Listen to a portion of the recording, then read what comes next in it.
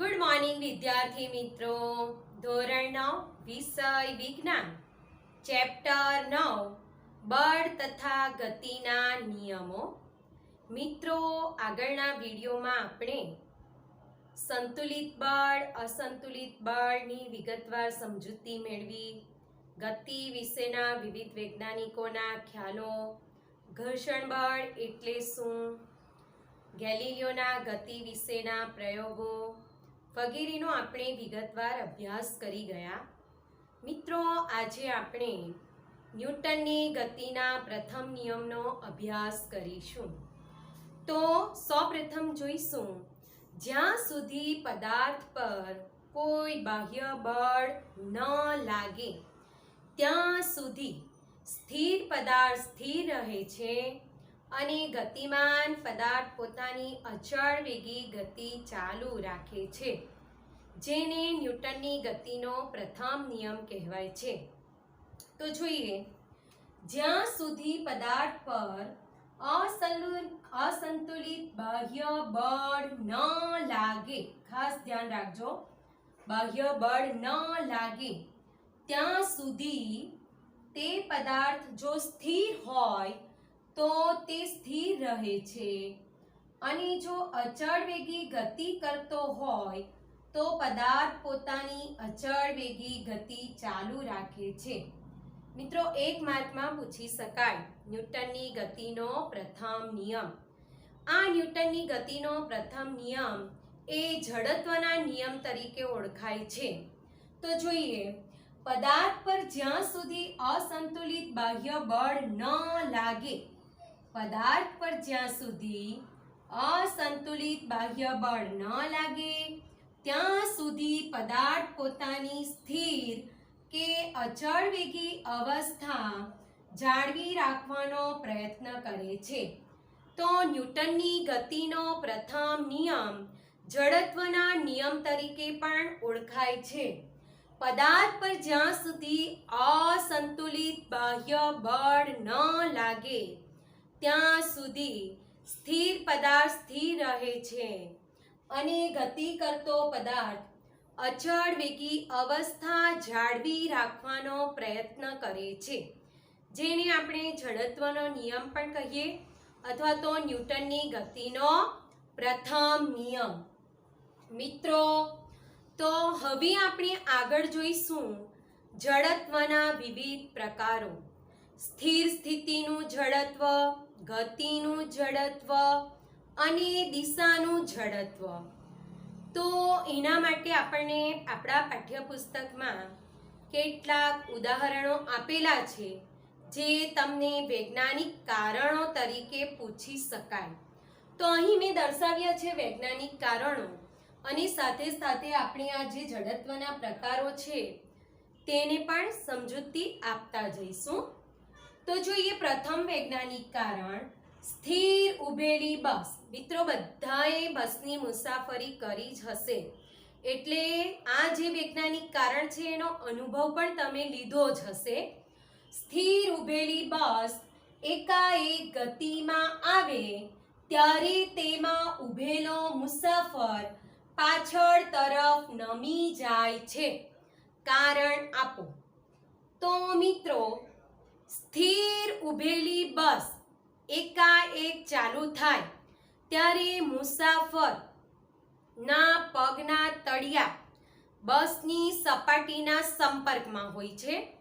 પરિણામે પગનું તળિયું બસની ગતિ સાથે ગતિમાં આવવાનો પ્રયત્ન કરશે, પરંતુ શરીરનો ઉપરનો ભાગ એ જડત્વને કારણે શું કરશે?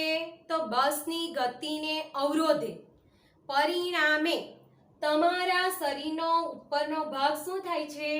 તો પાછળની તરફ નમી જાય છે. તો તમે આ વૈજ્ઞાનિક કારણ લખી શકો.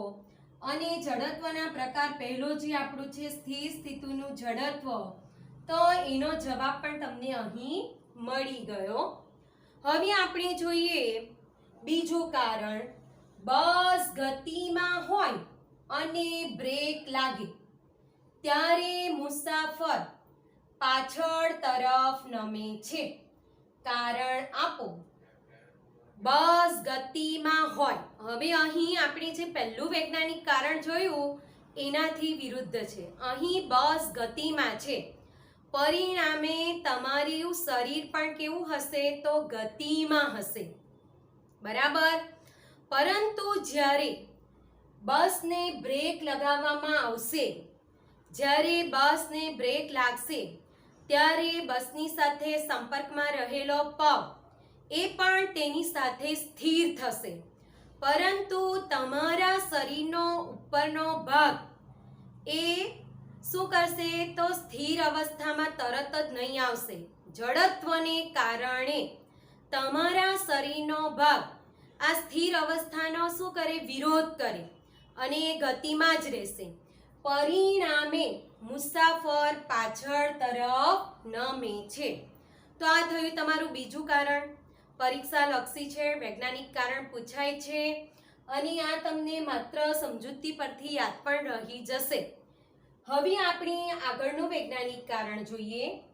ગતિમાન બસમાંથી એકાએક ઉતરતા પડી જવાય છે.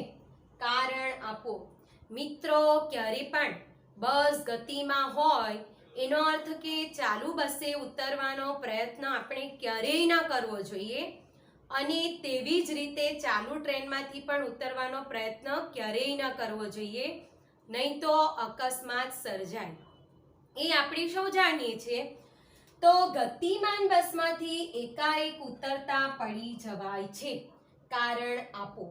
મિત્રો, બસ ગતિમાં છે, પરિણામે આપણું શરીર પણ કેવું છે તો બસની સાથે ગતિમાં છે.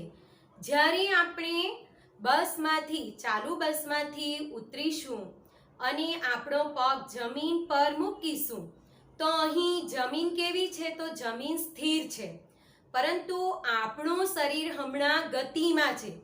પરિણામે એકાએક શરીર શું નહીં કરશે, સ્થિર અવસ્થામાં નહીં આવશે અને જડત્વને કારણે આપણું શરીર સ્થિર અવસ્થાનો વિરોધ કરે છે. પરિણામે શું થાય, પડી જવાય છે. તો આ એનો જવાબ થયો અને ક્યારેય ચાલુ બસ ટ્રેનમાંથી ઉતરવાનો પ્રયત્ન કરવો જોઈએ નહીં તો મોટો અકસ્માત પણ સર્જાઈ શકે. મિત્રો, હું તમને કેટલાક વૈજ્ઞાનિક કારણો આપું છું. તો જોઈએ.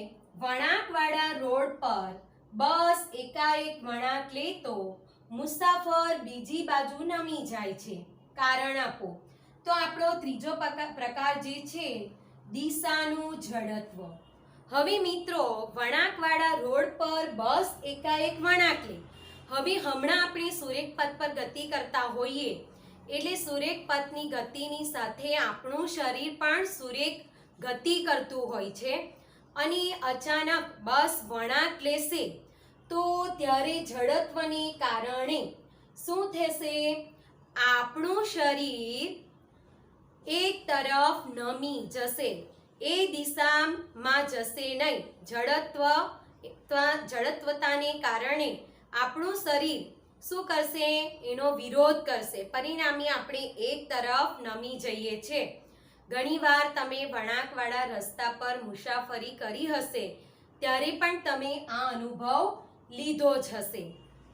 દોડવીર સ્પર્ધામાં અંતિમ સીમા રેખા પાર કર્યા પછી પણ દોડવાનું ચાલુ રાખે છે. કારણ આપો. તો મિત્રો, આગળ આપણે જે વૈજ્ઞાનિક કારણ જોયા તેને સંલગ્ન જ છે આ કારણ પણ. આગળ જુઓ.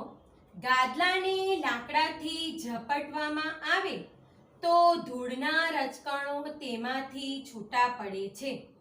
તે કારણ આપો.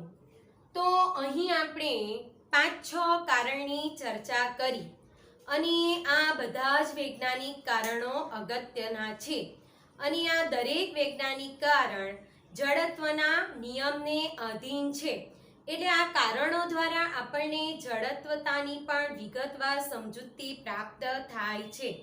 હવે આગળ આપણે આપણા પાઠ્યપુસ્તકમાં ખૂબ સરસ એક પ્રવૃત્તિ આપી છે, પ્રવૃત્તિ 9.2, જેનો અભ્યાસ કરીશું પ્રયોગ દ્વારા. તો આપણે જોઈશું હવે પ્રયોગ. વિદ્યાર્થી મિત્રો, આપણા પાઠ્યપુસ્તકમાં પ્રવૃત્તિ 9.2 આપી છે, એનું હવે આપણે પ્રાયોગિક નિદર્શન કરીશું. જડત્વની સમજૂતી માટેની જ પ્રવૃત્તિ છે. તો પ્રથમ આપણે કાચનો પ્યાલો લઈશું, એક કાગળનું પત્તું અને ચલણી સિક્કો.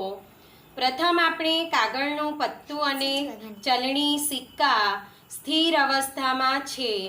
હવે આપણે આંગળી વડે ધક્કો મારીશું સમક્ષિતિજ દિશામાં, તો તમે જોઈ શકશો કે કાગળનો ટુકડો ગતિ કરે છે અને ચલણી સિક્કો કાચના પ્યાલામાં પડી જશે, જેનું કારણ જડત્વ છે.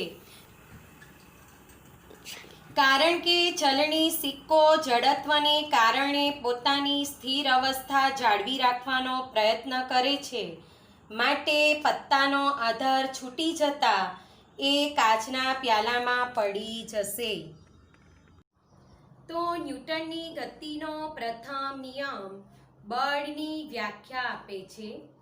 જે બાહ્ય અસર વડે સ્થિર કે ગતિમાન પદાર્થની અવસ્થામાં ફેરફાર કરી શકાય તે અસર એટલે બળ. એનો અર્થ એમ થયો કે બળ એ પદાર્થની અવસ્થામાં ફેરફાર કરે છે.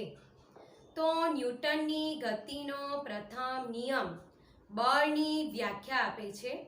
મિત્રો, 1 માર્કમાં પૂછી શકાય ખાલી જગ્યા સ્વરૂપે. ન્યૂટનની ગતિનો પ્રથમ નિયમ ખાલી જગ્યાની વ્યાખ્યા આપે છે, તો બળની વ્યાખ્યા આપે છે. તેમજ આગળ આપણે જોયું ન્યૂટનની ગતિનો પ્રથમ નિયમ એટલે જડત્વનો નિયમ. તો હવે આપણે આગળ જોઈશું દળ અને જડત્વ વચ્ચેનો સંબંધ. દળને આપણે દ્રવ્યમાન તરીકે પણ ઓળખીએ છીએ. તો પ્રથમ આપણે ફરી યાદ કરી લઈએ જડત્વની વ્યાખ્યા. પદાર્થ પર જ્યાં સુધી અસંતુલિત બાહ્ય બળ ન લાગે ત્યાં સુધી સ્થિર પદાર્થ સ્થિર અને અચળ વેગી ગતિ કરતો પદાર્થ પોતાની ગતિની અવસ્થા જાળવી રાખવાનો પ્રયત્ન કરે છે. તો પદાર્થ પર જ્યાં સુધી અસંતુલિત બાહ્ય બળ ન લાગે ત્યાં સુધી પદાર્થ પોતાની સ્થિર કે અચળ વેગી અવસ્થા જાળવી રાખવાનો પ્રયત્ન કરે છે. પદાર્થના તેની ગતિની અવસ્થામાં થતા પરિવર્તનના પ્રતિકાર કરવાના ગુણધર્મને જડત્વ કહે છે. ટૂંકમાં તમારે લખવું હોય તો પદાર્થના તેના ગતિની અવસ્થામાં થતા પરિવર્તનના ફેરફાર અથવા તો પ્રતિકાર કરવાના ગુણધર્મને જડત્વ કહે છે. તો આ જે જડત્વ છે, વસ્તુનું જડત્વ તેના દ્રવ્યમાનના માપ પર આધારિત હોય છે. તો આપણે કેટલાક ઉદાહરણો દ્વારા જોઈશું. તમારા પાઠ્યપુસ્તકમાં ઉદાહરણો આપેલા જ છે. તો આપણે જોઈએ એક ફૂટબોલ અને પથ્થર કે જે સમાન સાઈઝના, જેમના કદ કેવા છે, સરખા. તો સમાન બળથી એમને કિક મારવામાં આવે તો અવલોકન કરતા તમને શું જણાશે? સમાન બળથી આપણે સમાન સાઈઝના ફૂટબોલ અને પથ્થરને કિક મારીશું તો શું જોવા મળશે? તો ફૂટબોલ દૂર સુધી અંતર કરશે, દૂર સુધી ગતિ કરી શકશે. જ્યારે પથ્થર આપણે જોઈશું તો ભાગ્યે જ ગતિ કરશે. બીજું ઉદાહરણ જોઈએ. હાથ લારીને ગતિમાં લાવવા જેટલા બાહ્ય બળની જરૂર હોય તેટલા બળથી સ્થિર રહેલી ટ્રેનને ગતિમાં ન લાવી શકાય. મિત્રો, સ્થિર રહેલી હાથલારી અને સ્થિર રહેલી ટ્રેન એ બંનેને આપણે સમાન બળથી શું કરીશું? તો બાહ્ય બળ સમાન આપીશું. તો ત્યારે તમે જોશો તો હાથલારી ગતિ કરશે, જ્યારે આપણે ટ્રેનને ગતિમાં લાવી શકીશું નહીં.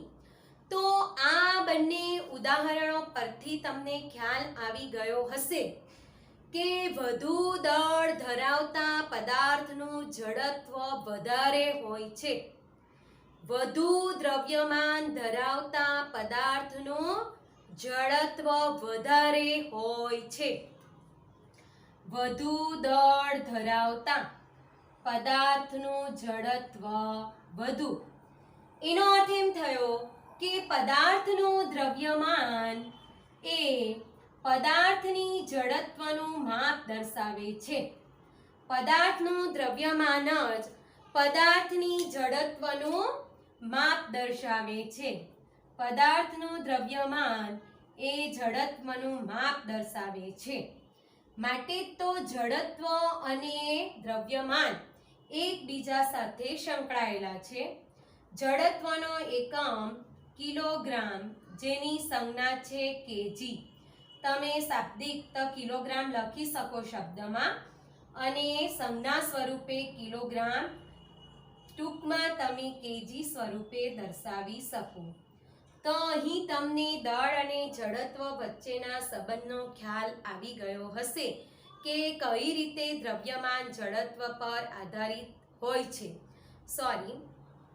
કે જડત્વ તેના દ્રવ્યમાન પર કઈ રીતે આધારિત હોય છે. જેમ પદાર્થ વધુ દળ ધરાવે તેમ તેનું જડત્વ વધારે હોય છે. હવે આપણા પાઠ્યપુસ્તકમાં પાના નંબર 118 પર જે પ્રશ્નો આપેલા છે તેની વાત કરીએ. મિત્રો, આ પ્રશ્નો તમારે નોટબુકમાં ફરજિયાત લખવાના છે. તો જોઈએ, નીચેના પૈકી કોનું જડત્વ વધારે છે? તો એમાં જોઈશું રબરનો દડો અને તેટલા જ પરિમાણવાળો, પરિમાણ એટલે કે કદવાળો પથ્થર. અહીં રબરનો દડો અને પથ્થર બંનેનું કદ સરખું છે, છતાં પણ જડત્વ કોનું વધારે હશે? તો તમને ખ્યાલ આવી જ ગયો હશે કે અહીં પથ્થરનું જડત્વ વધારે હશે, કારણ કે પથ્થરનું દ્રવ્યમાન રબરના દડા કરતાં વધારે છે. આગળ જોઈએ, સાયકલ અને ટ્રેન. મિત્રો, તો આમાં તો કંઈ તમારે લાંબુ વિચારવાનું નથી. સાયકલ અને ટ્રેનમાં કોનું જડત્વ વધુ? તો ટ્રેનનું. કેમ? તો ટ્રેનનું દ્રવ્યમાન સાયકલ કરતાં વધુ જ હોય છે. 5 રૂપિયાનો સિક્કો અને 1 રૂપિયાનો સિક્કો તો બધા જ પરિચિત છે. 5 રૂપિયાના સિક્કા અને 1 રૂપિયાના સિક્કાથી તો તમને ખ્યાલ હશે જ કે 5 રૂપિયાના સિક્કાનું દ્રવ્યમાન 1 રૂપિયાના સિક્કા કરતાં વધારે હોય. માટે અહીં 5 રૂપિયાના સિક્કાનું જડત્વ વધુ હશે. ત્યારબાદ અન્ય તમને જે પ્રશ્ન આપ્યા છે તે પણ તમારે નોટબુકમાં લખવાના રહેશે. અને પ્રશ્ન આગળનો 3 નંબરનો 4 નંબરનો જે છે એની ચર્ચા ઓલરેડી આપણે કરી ચૂક્યા છે. હવે આપણે જોઈશું પ્રશ્ન નંબર 3. કોઈ ઝાડની ડાળીને તીવ્રતાથી હલાવતા કેટલાક પર્ણો કેમ ડાળીમાંથી છૂટી જાય છે? સમજાવો. તો મિત્રો, અહીં આવી જડત્વની વાત. આગળ આપણે જડત્વના વૈજ્ઞાનિક કારણો આપ્યા ત્યારે વિગતવાર એની ચર્ચા કરી. તો તમે જોશો કે અહીં જમીનની ઉપર ઝાડ સ્થિર છે અને અહીં આપણે ઝાડને હલાવવાનો પ્રયત્ન કરીશું, પરંતુ ઝાડની ડાળી અને પર્ણ કેવા છે? સ્થિર અવસ્થામાં. પરિણામે એ જડત્વને કારણે ગતિની અવસ્થાનો વિરોધ કરશે. પરિણામે પર્ણ ઝાડ પરથી છૂટું પડી જશે અને જમીન પરથી લાગતા ગુરુત્વાકર્ષણ બળને કારણે જમીન પર પડી જશે. તો ખૂબ જ અગત્યનું આ પણ કારણ છે. લાસ્ટ ટાઈમ એક્ઝામમાં પૂછાયું હતું, કોઈ ઝાડની ડાળીને તીવ્રતાથી હલાવતા કેટલાક પર્ણો કેમ ડાળીમાંથી છૂટી જાય છે? તો અહીં પર્ણની જગ્યાએ મિત્રો ફળનું ઉદાહરણ પણ લઈ શકાય અને ફળનો આપણે જે જવાબ પર્ણનો આપ્યો તે જ રીતે તમે જવાબ લખી શકો. તો મિત્રો, આ બધા તમારે જવાબ નોટબુકમાં લખવાના રહેશે. હવે આપણે ન્યૂટનની ગતિના બીજા નિયમની ચર્ચા કરીશું. તો ન્યૂટનની ગતિના બીજા નિયમ પર જતા પહેલા વેગમાન એટલે શું? તો વેગમાનને સમજવા માટે આપણે કેટલાક ઉદાહરણો લઈશું. મિત્રો, કાચની તકતી પર નાની કાંકરીને જેટલા વેગથી ફેંકીએ તેટલા જ વેગથી મોટા પથ્થરનો ટુકડો કાચની તકતી પર ફેંકીશું તો તમને શું જોવા મળશે? તો તમે તરત જ જવાબ આપશો કે કાંકરી કરતાં પથ્થરનો વેગ અને કાંકરીનો વેગ બંનેનો વેગ તો સમાન જ છે, પરંતુ અહીં પથ્થર ફેંકતા કાચની તકતી તૂટી જશે. તેમજ અન્ય ઉદાહરણ લઈએ. ટેબલ ટેનિસનો દડો જોનાર દર્શકને વાગે તો એ ઘાયલ થતો નથી, પરંતુ જો ક્રિકેટ મેચિસનો દડો જો કોઈ દર્શકને વાગે તો એ ઘાયલ થઈ શકે, કારણ કે અહીં ટેબલ ટેનિસના દડાના ધક્કા કરતાં ક્રિકેટ મેચિસના દડાનો ધક્કો વધારે હોય છે. પરિણામે ક્રિકેટ મેચિસના દડાથી દર્શક ઘાયલ થઈ શકે. તો આ ઉદાહરણ પરથી એમ કહી શકાય કે બળ એ પદાર્થના દ્રવ્યમાન પર આધારિત છે. બળ એ પદાર્થના દ્રવ્યમાન પર આધારિત છે. હવે અન્ય ઉદાહરણ લઉં. બધા મિત્રોએ મેળાની મજા માણી જ હશે. મેળામાં ઘણીવાર એક રમત હોય જેમાં ઇનામ રાખેલા હોય. બંદૂક વડે આપણે નિશાન તાકીએ અને યોગ્ય ઇનામ આપણે પ્રાપ્ત કરી શકીએ. તો ત્યાં મિત્રો બંદૂકમાં મગનો દાણો હોય છે. તો મગના દાણાને આપણે હાથ વડે ફેંકીશું તો ફુગ્ગા પર કોઈ અસર થતી નથી, પરંતુ બંદૂકમાંથી તે જ મગનો દાણો આપણે બંદૂક દ્વારા છોડીશું તો એ ફુગ્ગો ફૂટી જશે. તો અહીં આવી વેગની વાત. આ ઉદાહરણ પરથી એમ કહી શકાય બળ એ પદાર્થના વેગ પર પણ આધાર રાખે છે.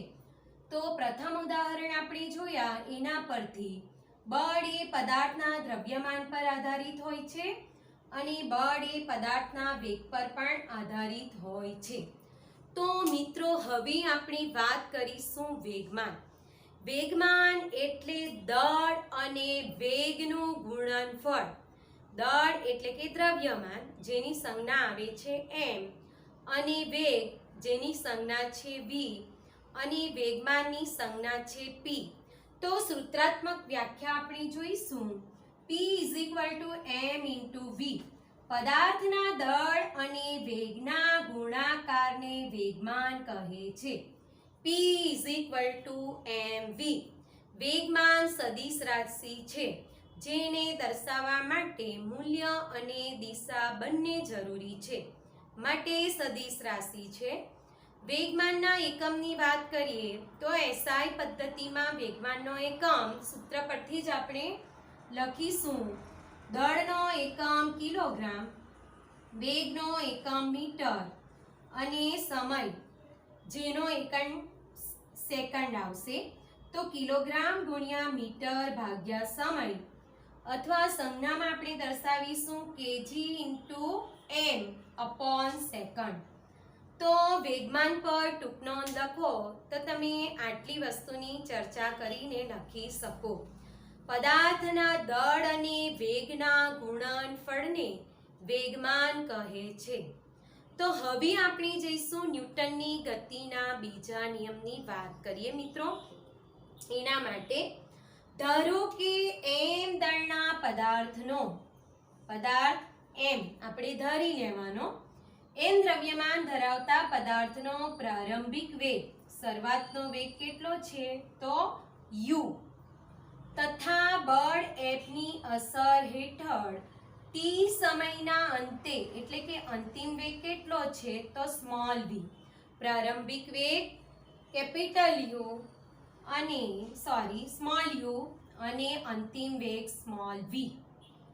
તો હવે પદાર્થનો પ્રારંભિક વેગમાન જેને આપણે દર્શાવીશું p1 વડે, તો આપણે વેગમાનની વ્યાખ્યા પરથી જ સૂત્ર દર્શાવીશું અહીં દળ ગુણ્યા પ્રારંભિક વેગ શું આવશે તો u પદાર્થનું અંતિમ વેગમાન p2 બરાબર m into v તો વેગમાનમાં થતો ફેરફાર નો સપ્રમાણતા અચળાંક p2 માઇનસ p1 તો અહીં અંતિમ વેગમાન બરાબર આપણે સૌ જાણીએ જ છે સૂત્ર આપણે મેળવ્યું છે mv અને પ્રારંભિક વેગમાન mu હવે આપણે લઈશું વેગમાનમાં થતો ફેરફાર તો m ને આપણે સામાન્ય કાઢી લઈશું v માઇનસ u અહીં શું આવશે અપોન t હવે જો વેગમાનમાં થતો ફેરફાર એ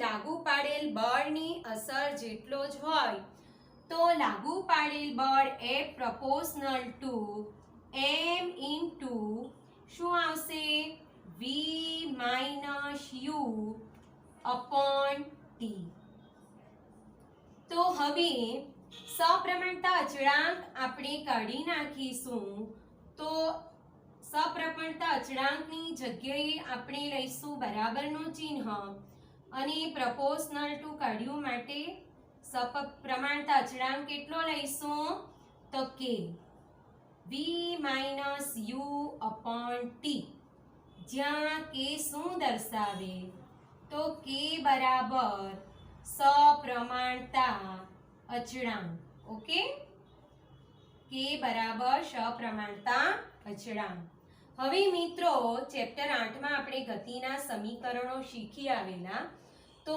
v minus u upon t નો ઉલ્લેખ ત્યાં થાય છે તો v minus u upon t એનું મૂલ્ય શું થાય તો પ્રવેગ a બરાબર શું આવે m minus v upon t એના બરાબર a હવે આપણે જો સપ્રમાણતા અચળાંક k નું મૂલ્ય શું લઈએ 1 k નું મૂલ્ય જો 1 લઈશું તો આપણને સૂત્ર શું મળશે f બરાબર ma એનો અર્થ એમ થયો કે f ઇઝ ઇક્વલ ટુ દળ ગુણ્યા પ્રવેગ દ્રવ્યમાન ગુણ્યા પ્રવેગ તો અહીં ન્યૂટનના ગતિનો બીજો નિયમ શું આપે છે બળનું મૂલ્ય આપે છે પ્રથમ નિયમ બળની વ્યાખ્યા દર્શાવે છે અને ન્યૂટનની ગતિનો બીજો નિયમ બળનું મૂલ્ય આપે છે ન્યૂટનના ગતિના બીજા નિયમનું ગાણિતિક સ્વરૂપ સમજાવો તો ત્યારે આપણે આ વિગત દર્શાવવાની રહેશે જ્યાં f is equal to ma હવે k બરાબર 1 માટે બળની વ્યાખ્યા પણ તમને પૂછી શકાય જેની ચર્ચા હવે પછી આપણે કરીશું હવે આપણે f બરાબર ma સૂત્રમાં k બરાબર મૂલ્ય 1 લેતા મળતા બળની વ્યાખ્યાની વાત કરીશું તો જોઈએ 1 કિલોગ્રામ દળની વસ્તુમાં 1 કિલોગ્રામ દળની વસ્તુમાં 1 મીટર પ્રતિ સેકન્ડના વર્ગ જેટલો પ્રવેગ ઉત્પન્ન કરવા માટે જરૂરી બળ એટલે 1 એકમ છે 1 કિલોગ્રામ દળની વસ્તુમાં 1 મીટર પ્રતિ સેકન્ડનો વર્ગ જેટલા પ્રવેગ ઉત્પન્ન કરવા માટે જરૂરી બળ 1 એકમ છે તો એકમ બળ બરાબર k * 1 કિલોગ્રામ ગુણ્યા 1 મીટર પ્રતિ સેકન્ડનો વર્ગ અથવા તો ગુણ્યા સેકન્ડની ઋણ 2 ઘાત તો એકમ બળ બરાબર શું મળશે 1 ગુણ્યા 1 એટલે 1 લઈશું એના પરથી આપણને મળશે k નું મૂલ્ય 1 એકમ બળ 1 મળશે k બરાબર 1 હવે આ k બરાબર 1 નું મૂલ્ય આપણે જે ન્યૂટનની ગતિના બીજા નિયમ પરથી બળનું મૂલ્ય મેળવ્યું F = k * ma એમાં મૂકતા આપણને મળશે F બરાબર ma ત્યારબાદ આપણે જોઈશું 1 ન્યૂટન બળની વ્યાખ્યા જે બળ 1 કિલોગ્રામ દળના પદાર્થમાં 1 કિલોગ્રામ દળના પદાર્થમાં 1 મીટર સેકન્ડની -2 ઘાત વર્ગનો પ્રવેગ ઉત્પન્ન કરે તે બળને 1 ન્યૂટન બળ કહે છે. જે બળ 1 કિલોગ્રામ દળના પદાર્થમાં 1 મીટર પ્રતિ સેકન્ડના વર્ગનો પ્રવેગ ઉત્પન્ન કરે તે બળ એટલે 1 ન્યૂટન બળ. હવે ઘણીવાર પ્રશ્ન પૂછાય છે 1 ન્યૂટન બળ બરાબર કેટલા ડાઈન? તો આપણે એને કન્વર્ટ કરીશું કિલોગ્રામને ગ્રામમાં, મીટરને સેન્ટીમીટરમાં અને 1 ન્યૂટન બળનું મૂલ્ય આપણે મેળવીશું ડાઈનમાં. તો જોઈએ 1 ન્યૂટન બળ બરાબર કેટલા ડાઈન? 1 ન્યૂટન બળ બરાબર, બળની વ્યાખ્યા પરથી આપણે જાણીએ છીએ m × a. તો m એટલે દ્રવ્યમાન 1 કિલોગ્રામ અને પ્રવેગ 1 મીટર પ્રતિ સેકન્ડનો 1 મીટર પ્રતિ સેકન્ડ. હવે આપણે લઈશું કિલોગ્રામને ગ્રામમાં ફેરવીશું. 1 કિલોગ્રામ બરાબર 1000 ગ્રામ. તો અહીં લખીશું 1000 ગ્રામ અને 1 મીટર પ્રતિ સેકન્ડ તો સેન્ટીમીટરમાં કન્વર્ટ કરીએ તો શું મળશે? 100 સેન્ટીમીટર સેકન્ડની ઋણ 1 ઘાત. 1000 ગુણ્યા 100 એટલે આપણને મળશે કેટલા? તો ગ્રામ સેન્ટીમીટર સેકન્ડની ઋણ 1 ઘાત. તો અહીં આપણને મળશે 10⁵ ડાઈન. તો તમને મળશે 1 ન્યૂટન બળ બરાબર 10⁵ ડાઈન. ખાલી જગ્યામાં પણ પૂછાય 1 ન્યૂટન બળ બરાબર ખાલી જગ્યા ડાઈન, અથવા 2 માર્કમાં પૂછાય તો 1 ન્યૂટન બળ અને આ એકમને કન્વર્ટ કરીને મૂલ્ય આપણે તારવવું પડે. હવે આપણે આપણા પાઠ્યપુસ્તકના આગળના મુદ્દા તરફ જઈશું. બળનો આઘાત. બળનો આઘાત વિશે ટૂંકમાં માહિતી આપો અથવા ટૂંક નોંધ લખો. તો બળનો આઘાત એટલે શું એમ તમને પૂછાય. બળ અને સમયના ગુણાકારને બળનો આઘાત કહે છે. બળ અને સમયના ગુણાકારને બળનો આઘાત કહે છે. તો F = dp/dt, જ્યાં dp એટલે શું? વેગમાનનો ફેરફાર. dp બરાબર વેગમાનનો ફેરફાર અને dt બરાબર શું થાય? સમયનો ફેરફાર. તો ક્રોસ ગુણાકાર કરતા F × dt મળશે = dp, જ્યાં F dt એટલે શું મળશે? બળનો આઘાત. dp એટલે પદાર્થના વેગમાનમાં થતો ફેરફાર. તો અહીં બળના આઘાતનો એકમ આપણે જોઈએ તો શું મળશે? SI એકમ છે કિલોગ્રામ મીટર સેકન્ડની ઋણ 1 ઘાત, અથવા તો કિલોગ્રામ મીટર સેકન્ડ એટલે શું મળશે આપણને? તો ન્યૂટન. બળનો આઘાત એ પદાર્થના વેગમાનના ફેરફાર જેટલો હોય છે. બળનો આઘાત પદાર્થના વેગમાનના ફેરફાર જેટલો હોય છે. F dt = dp સૂત્ર પરથી જ આપણે આ લખી શકીએ કે બળનો આઘાત એ વેગમાનના ફેરફાર જેટલો હોય છે. બળનો આઘાત એ સદિશ રાશિ છે અને બળની દિશા એ જ બળના આઘાતની દિશા હોય છે. તો બળના આઘાત વિશે ટૂંક નોંધ લખો તો આપણે આટલી માહિતી આપી શકીએ. 2 માર્કમાં પ્રશ્ન પૂછી શકાય. તો આજે આપણે ન્યૂટનની ગતિનો પ્રથમ નિયમ, ન્યૂટનની ગતિનો બીજો નિયમ, તેનું ગાણિતિક સ્વરૂપ, ત્યારબાદ આપણે ન્યૂટનની ગતિનો બીજો નિયમ બળનું મૂલ્ય આપે તે ગાણિતિક સૂત્ર દ્વારા દર્શાવ્યું. ત્યાર પછી આપણે બળનો આઘાત શીખ્યા, વિવિધ એકમોની પણ ચર્ચા કરી. તો જ્યાં જરૂર જણાય તે તમારે નોટબુકમાં લખવાનું રહેશે. ખાસ તો ન્યૂટનની ગતિનો બીજો નિયમ જેનું ગાણિતિક સ્વરૂપ આપણે દર્શાવ્યું એ નોટબુકમાં ફરજિયાત લખવું. અને આપણે 1 ન્યૂટન બળ બરાબર 10⁵ ડાઇન જે સૂત્ર તારવ્યું એ પણ નોંધવાનું રહેશે, લખવાનું રહેશે. Thank you.